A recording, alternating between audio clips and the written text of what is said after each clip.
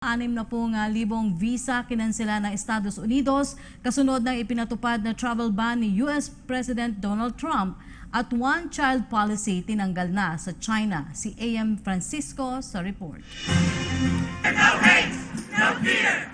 Refugees are welcome here. Umabot sa 60,000 visa ang kinansela ng Estados Unidos. Ito'y matapos lagdaan ni US President Donald Trump ang executive order na nagbabawal sa mga refugee at mga mamamayan mula sa Iran, Iraq, Libya, Somalia, Sudan, Syria at Yemen na makapasok sa Amerika. Ayon sa US State Department, pagsunod ito sa kautusan ni Trump, ngunit sa kabila nito ay patuloy pa rin nila itong pinag-aaralan.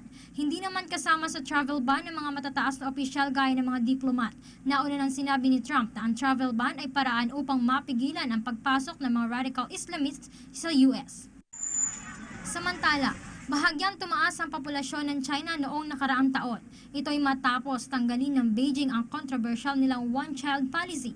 Ayon sa China's National Health and Family Planning Commission, umabot sa 8% o tinatayang 1.4 million na mga sanggolang isinilang noong 2015. Ikinatawa ito na ilang opisyal lalo na't nakikita nilang naging matagumpay ang panibagong polisiya. Noong 1979 nang ipatupad ng Beijing ang one-child policy na naglalayong mapigilan ang paglobo ng kanilang populasyon. Ngunit tinanggal na ito ngayon dahil na rin sa mabilis na pagtanda ng kanilang mga manggagawa at hindi na rin sapat ang mga batang manggagawa para suportahan ang bansa. Para sa PTV News, AM Francisco.